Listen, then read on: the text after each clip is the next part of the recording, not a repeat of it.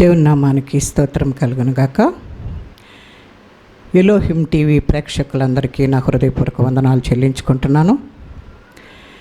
ఇదిన వాక్య భాగంగా రూతు గ్రంథం 2వ అధ్యాయము మొదటి నుంచి కొన్ని వచనాలను ధ్యానం చేసుకుందాం. రూతు గ్రంథం 2వ అధ్యాయము మొదటి వచనాన్ని జ్ఞాపకం చేసుకుందాం. నయోమి పెనిమిటికి బంధువుడు ఒకడుండెను. అతడు చాలా ఆస్తిపరుడు. అతడు ఎలీమెలకు వంశపు వాడై ఉండెను. అతని పేరు బోయజు. మోయాబీయురాలైన రూతు, నీ సెలవైన ఎడల నేను పొలంలోనికి పోయి ఎవని కటాక్షము పొందగలనో వాని వెనుక పరిగె నేరుకొందునని నయోమితో చెప్పగా, ఆమె నా కుమారి పొమ్మనెను. కాబట్టి ఆమె వెళ్ళి పొలంలోనికి వచ్చి చేను కోయివారి వెనక పొలములో ఏరుకొనెను. ఆ పొలములో ఆమె పోయిన భాగము ఎలీమెలకు వంశపు వాడైన బోయజుది. చిన్న ప్రార్థన చేసుకుందాం. పరిశుద్ధుడా, ప్రేమ కలిగిన తండ్రి, నీకు వందనాలు. ఈ దిన వాక్య భాగము కొరకై నీకు వందనాలు. ఈ దినము కొరకై స్తోత్రాలు.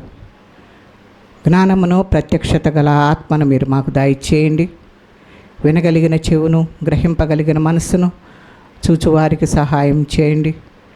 నా నోట మీ మాటలు ఉంచి నాయన, కావలసిన వర్తమానమును ప్రభా బిడ్డలకు అందించుటకు కావలసిన కృపను మీరు విడుదల చేసి జ్ఞానాత్మతో నింపిన ఆయన మీ మాటలు వినుట వలన అనేకులు నా తండ్రి వాక్యము ద్వారా పట్టబట్టడానికి సహాయం దయచేయమని ఈ కొద్ది ప్రార్థన మీ పాద సన్నిధికి చేర్చుకోమని యేసు పరిశుద్ధ నామమున అడిగి వేడుకుంటున్నాం తండ్రి, ఆమేన్. దేవుని నామానికి స్తోత్రం కలుగునుగాక.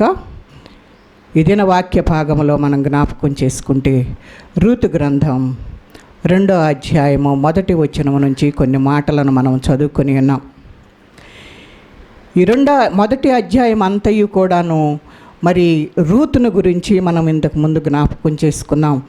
ఈ 2వ అధ్యాయంలో మరి ఇక్కడ జ్ఞాపకం చేసుకుంటే నయోమి పెనిమిటికి బంధువుడు ఒకడున్నాడని ఇక్కడ వాక్య భాగంలో ఉంది. అతని పేరేంటి అని అంటే బోయజు. నయోమి పెనిమిటి మరి దేవుడే నాకు రాజుగా అని అర్థంగా వచ్చే అతనిని మరి ఇక్కడ జ్ఞాపకం చేసుకుంటే సమీప బంధువుడు ఆయనకు బోయజ్ అని మరి మాట్లాడుతూ ఉంది. ఆ బోయజు అంటే బండ. వాక్యాన్ని భర్తగా ఎంచుకున్న నయోమి ప్రభు అయిన యేసుక్రీస్తు వారిని మరి ఎలీమెలకు సమీప బంధువుడైన బోయాజు మరి ఇవన్నీ కూడా బాగా మనం గమనించి చూసినట్లయితే దేవుడే నాకు రాజు, బండ అని నయోమి మాట్లాడుతూ ఉంది.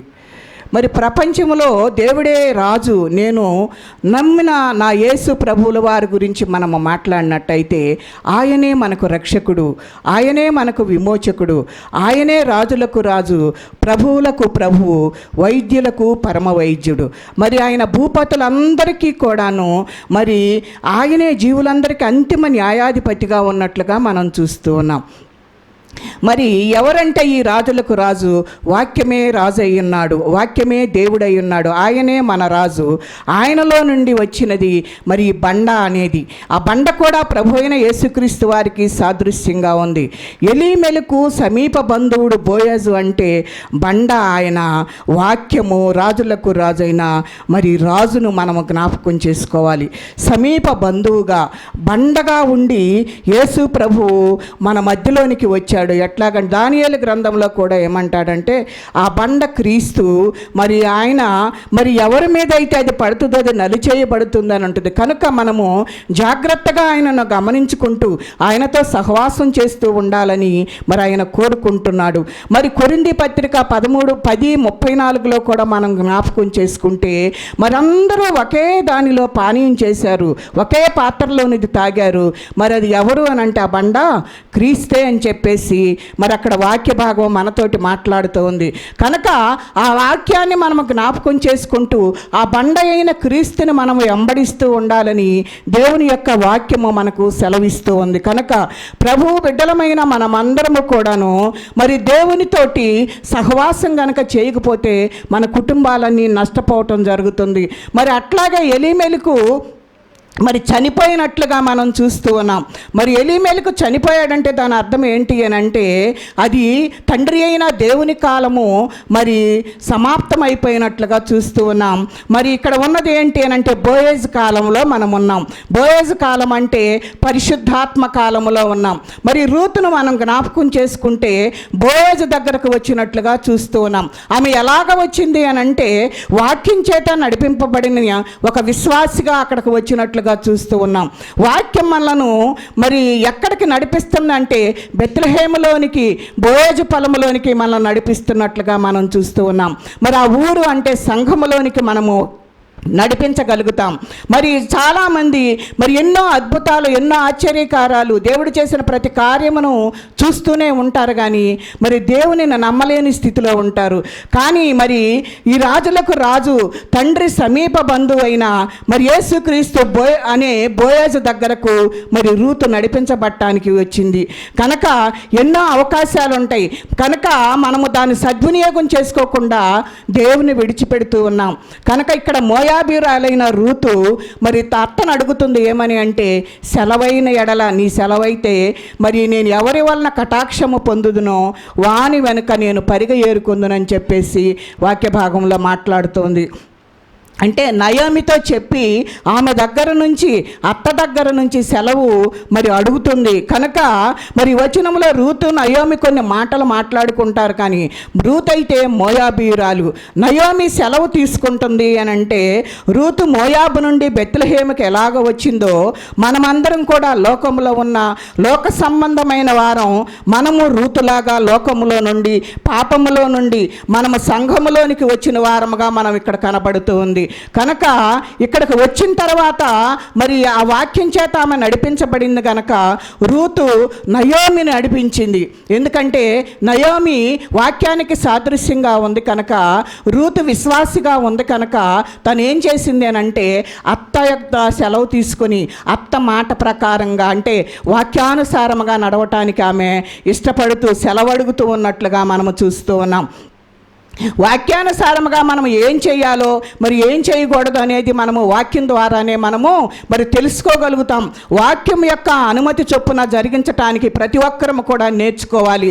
కనుక మరి ఒక వ్యక్తి మరి ఎవరో తెలియ పొలంలోకి ఎవరి కటాక్షము పొందాలో, ఎవరి పొలంలోనికి పోవాలో అని అక్కడికి వెళ్ళి పరిగేరుకుంటూ మరి ఆత్మీయంగా మనం జ్ఞాపకం చేసుకుంటే ఆ పొలము అనేది సంఘానికి మనకు సాదృశ్యంగా కనబడుతుంది.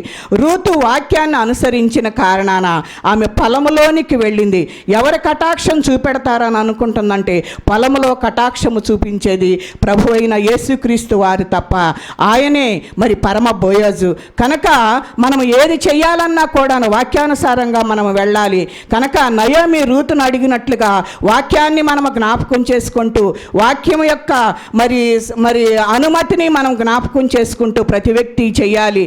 మాటలు, తలంపులు, సహవాసంతో మరి వాక్యానుసారంగా ఉండాలని, అప్పుడే మనము ఆ బెత్లెహేములోనికి, ఆ బోయేజు పొలములోనికి మనము సహవాసం చేయటానికి అవకాశాలు ఉంటాయి. కనుక వాక్యాన్ని అనుమతించకుండా, వాక్యానుసారంగా మనము జీవించకుండా మన ఇష్టానుసారంగా మనము జీవించినట్లయితే బోయజుతో సహవాసం మనకు తెగిపోతుంది. కనుక పరిగ అంటే ఎవల పంట కాలము కనుక ఇశ్రాయేలీల సంప్రదాయం ప్రకారంగా వాళ్ళు ఏం చేస్తారంటే కొన్ని చెట్లకు కాయలు వదిలిపెడతారు. పంట కోసేటప్పుడు కొన్ని మరి పనలు వదిలిపెడుతూ ఉంటారు. అవి ఎవరికేనంటే మరి దారిన పోయేవాళ్ళు, మరి నడిచి వస్తూ అలసట తీర్చుకుంటూ అక్కడ ఏమైనా దొరికితే తినాలి అనుకున్న వాళ్లకు, మరి ప్రయాణం చేస్తూ వెళుతున్న వారి కొరకు, వెధవరాండ్ల కొరకు, పేదల కొరకు మరి విడిచిపెట్టడం అనేది యూదుల యొక్క ఆచారము.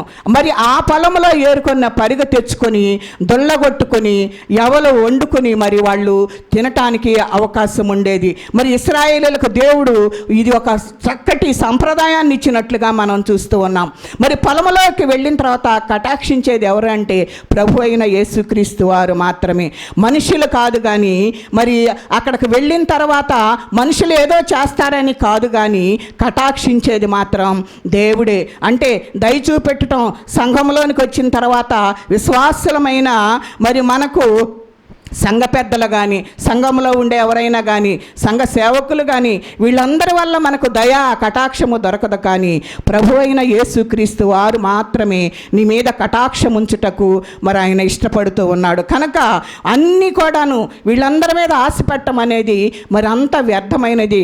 కానీ పొలంలో మనం వెళ్ళిన తర్వాత నీ మీద నా మీద కటాక్షం చూపించేవాడు ప్రభు అయిన యేసుక్రీస్తు వారు మాత్రమే. సంఘంలో ఉంటూ దేవుని కటాక్షము కొరకు మరి ఎప్పుడైతే మనం ఎదురు చూస్తూ ఉంటామో అలాంటి సమయంలో శ్రేష్టమైన మరి ఆమె కన్నీరు కార్చే రూతుల్లాగా శ్రేష్టమైన వారిగా ఉంటామని చెప్పేసి, అలాగనే పరిగ వేరుకొనటానికి పరిగ కొరకే మనం వెళ్ళాలి. ఆ పరిగ కొరకు వెళితేనే మనకు ఆ శ్రేష్టమైనది ఏదో మనకు దొరుకుతుంది. కనుక ఆ విషయంలో దేవుడే మనలను కటాక్షించాలి. నువ్వు ఎప్పుడైతే ఆశపడతావో ఆ పొలంలోనికి వెళ్ళాలని ఆశపడినప్పుడు దేవుని యొక్క కటాక్షము నీకు దొరుకుతుందని చెప్పేసి మరి దేవుడు మనతోటి మాట్లాడుతూ ఉన్నాడు. నిర్గమకాండము 33:13 కూడా మనం జ్ఞాపకం చేసుకుంటే మోషే మరి దేవునితోటి మాట్లాడుతూ ఆయన కటాక్షము కొరకు అడుగుచున్నట్లుగా మనం చూస్తూ ఉన్నాం. కనుక మనము కూడాను మోషే వలె ఆ కటాక్షమును నాకు చూపించు ప్రభువా, మరి నీ యొక్క ముఖదర్శనము నాకు కావాలి, నేను చూడాలి అని చెప్పేసి మరి మోషే అక్కడ మరి దేవునితోటి మాట్లాడుతూ ఉన్నట్లుగా మనం చూస్తూ ఉన్నాం. కనుక కటాక్షము చూపించేది ప్రభు అయిన యేసుక్రీస్తు వారే. ఆ కటాక్షము కనుక చూపించకపోతే మరి మన పాపము చేసినందుకు, ఆ పాపము చేసిన ఆ నిమిత్తము మనకేమొస్తుందంటే మరణము, శాపము మరి ఇవన్నీ వస్తున్నాయి. అది సంభవించేది.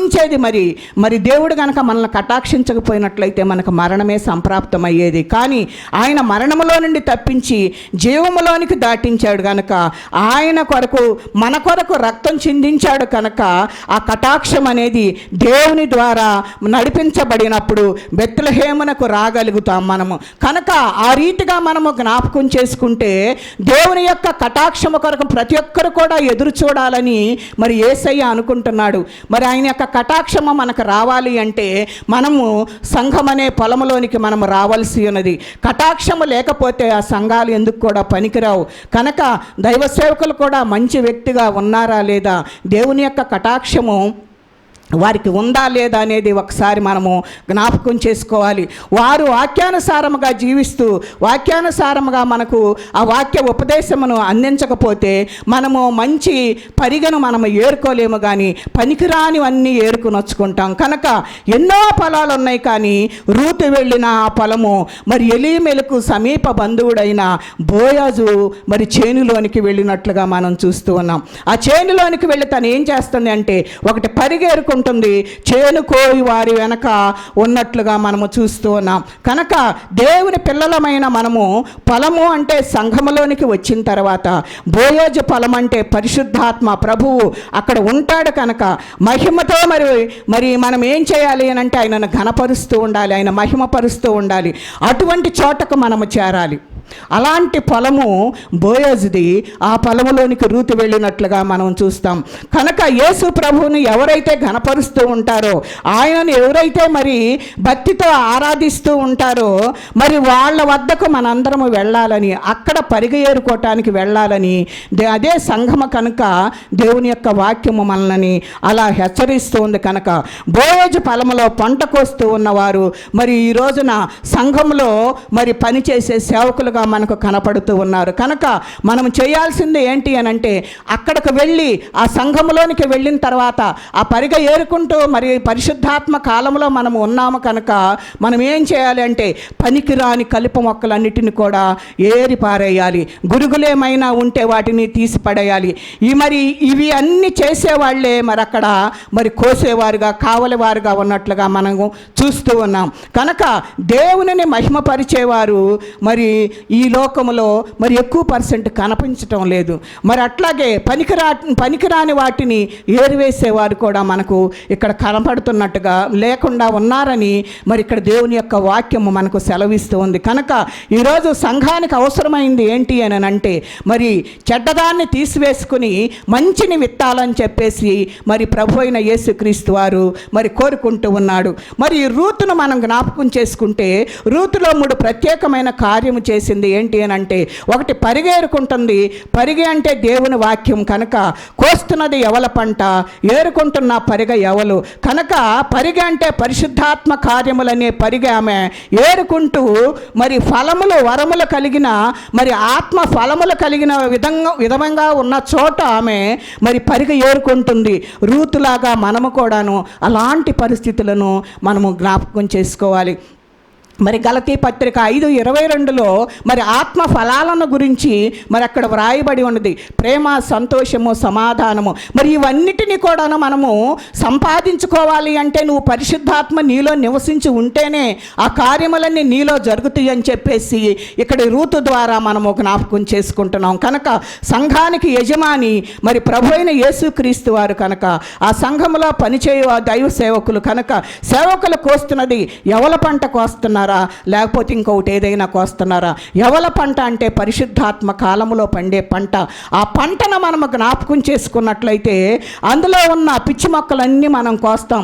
అట్లాంటివి కోయకుండా మన ఇష్టానుసారముగా కనుక మనము జీవించినట్లయితే ఆ పంటను మనము కోయలేమని చెప్పేసి మరి దేవుడు మనకు జ్ఞాపకం చేస్తున్నాడు. మరి కోత కోసే వారి యొక్క నైజము అంటే వాళ్ళ యొక్క మనస్తత్వము మంచిగా ఉండాలని మరి దేవుడు కోరుకుంటూ ఉన్నాడు. కనుక మరి అట్లా మాట్లాడటానికి కారణం ఏంటి అంటే పరిశుద్ధాత్ముడు మనతో నివసిస్తున్నాడు కనుక మనము కూడా పరిశుద్ధముగా ఉండాలని ఆయన కోరుకుంటూ ఉన్నాడు. కనుక మరి అందరికీ అవకాశాలు ఉండవు, సంఘములోనికి రావటానికి అందరికీ అవకాశాలు ఉండవు. కానీ మరి ఇప్పుడున్న పరిస్థితుల్లో ప్రార్థన చేయాలన్నా డబ్బులు తీసుకుంటున్నారు. ఏదైనా మరి మేము ఇట్లా చేస్తామని అన్నా కానీ మీరు డబ్బులు ఇస్తేనే ఏదైనా అంటే, పేదవాడు అనేవాడు మరి ఆ సంఘములోనికి రావటానికి అవకాశం కూడా లేకుండా కొన్నిసార్లు మనకు జరుగుతూ ఉన్నాయి. కనుక మనం ఏం చేయాలంటే ఈ పరిశుద్ధాత్మ పంటను కోసుకోవాలి అని అంటే మనము పరిశుద్ధాత్మతో సహవాసం చేయవారుగా ఉండాలని చెప్పేసి దేవుని యొక్క వాక్యం మనల్ని హెచ్చరిస్తూ ఉంది. రూతు ఏరుకునేది ఎవల పంట కనుక పరిశుద్ధాత్మ తండ్రి మరి ఆత్మ సంబంధమైన విషయాలు బోధిస్తూ నడిపిస్తున్నట్లుగా మనం చూస్తూ ఉన్నాం.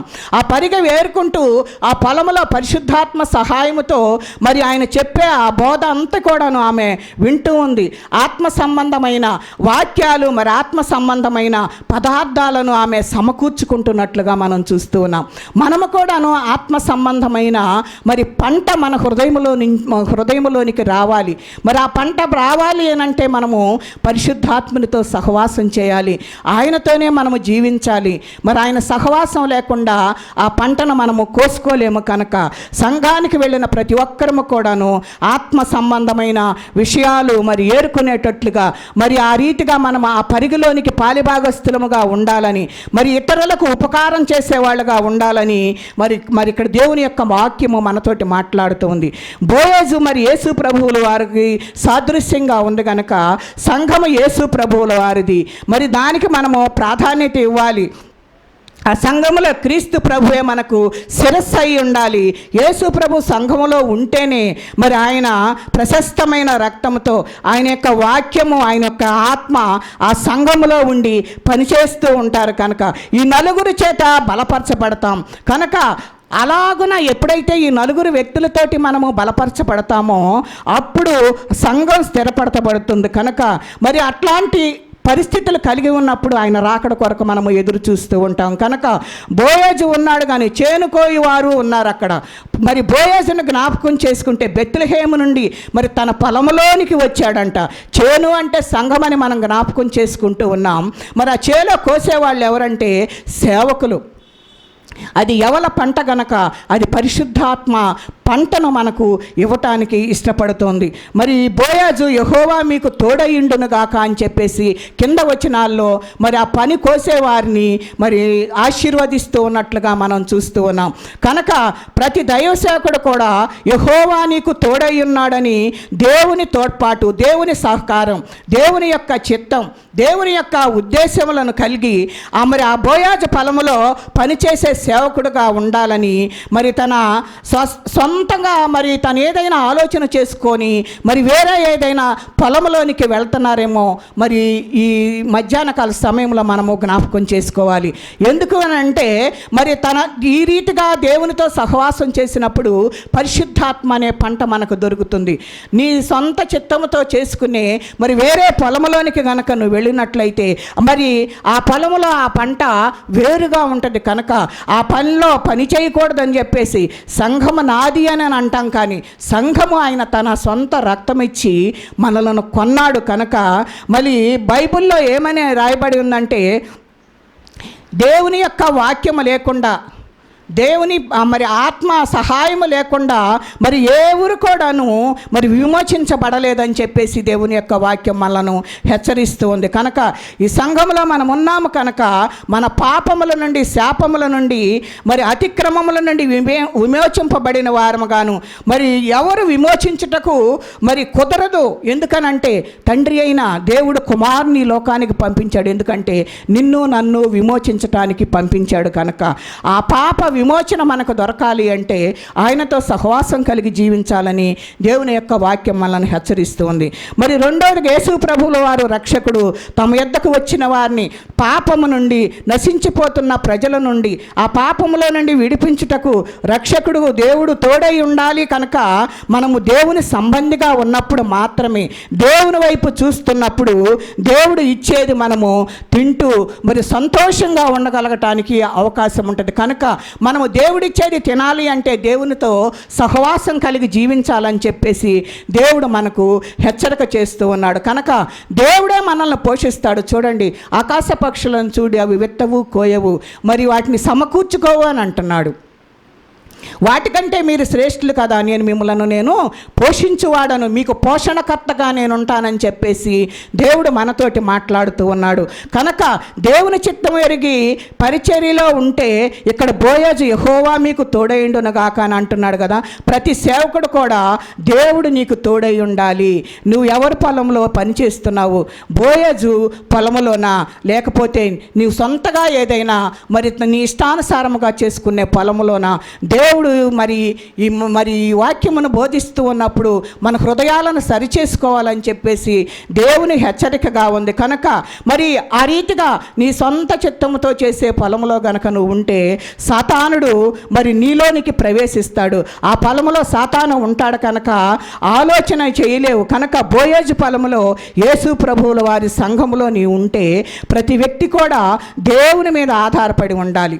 కనుక ఎవరమైతే బోయజు సంఘములో ఉంటామో వాళ్ళు దేవుని మీద ఆధారపడుతున్నట్లుగా మనం చూస్తాం. కనుక మనం సొంతగా పొలాలు చేసుకునే వారికి దేవుడు లేడు. ఎందుకంటే వారి ఇష్టమైనట్టుగా జీవిస్తారు. కనుక ఏ పంట అయినా పండించుకోవచ్చు వాళ్ళు. కానీ బోయజు పొలంలోనికి వస్తే అక్కడ పండే పంట ఏంటి అని అంటే పరిశుద్ధాత్మ పంట.